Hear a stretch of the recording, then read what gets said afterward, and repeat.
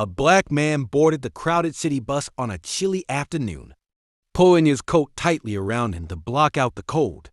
His face, deeply lined and weathered, told the story of a man who had lived through countless struggles and triumphs.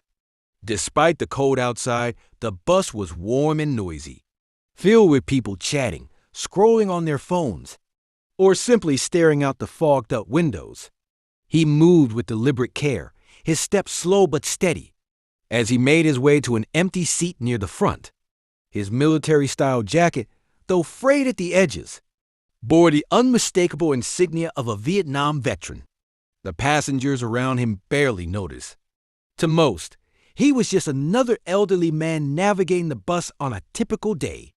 A few stops later, the bus jolted to a halt, and a group of teenagers climbed on, their loud voices immediately filling the space. Dressed in flashy jackets and sneakers, they joked and pushed each other as they made their way down the aisle.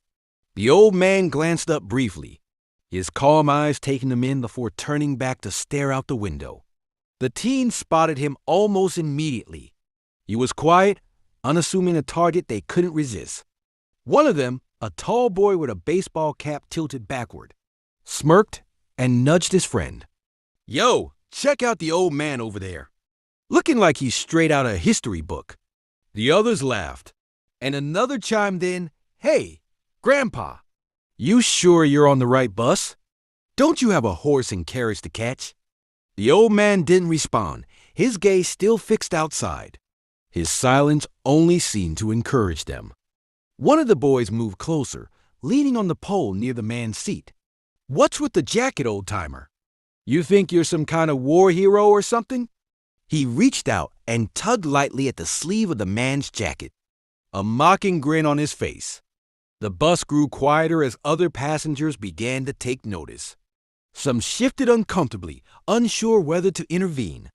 The old man sighed quietly and slowly stood up. He wasn't tall, but the way he straightened his back and squared, his shoulders made him seem much larger than he was. He turned to face the teens, his expression calm but firm. "You think I'm weak because I'm old?" His voice was steady, carrying the weight of years of experience.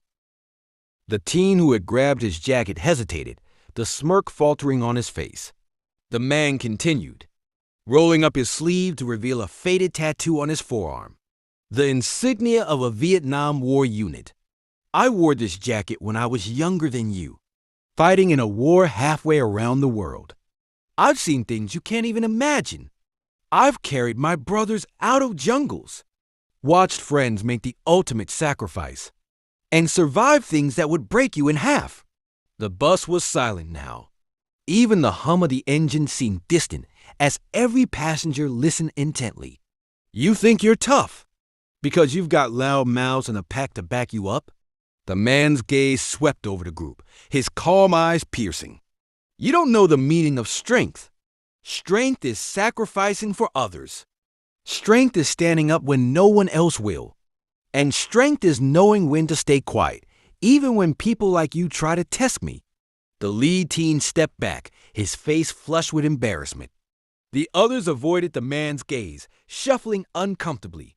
One of them muttered, "Sorry, man," before retreating to the back of the bus. The old man sat back down, his expression serene once more. A young woman sitting nearby leaned over and said softly, "Thank you for your service." Several other passengers nodded in agreement, murmuring words of respect. The man gave a small nod, but said nothing, his attention once again on the world outside the window. The bus continued its route, the atmosphere noticeably quieter than before. For the rest of the ride, the teenagers remained subdued, their earlier bravado replaced by an awkward silence. Meanwhile, the other passengers stole glances at the old man, their respect for him growing with every passing moment.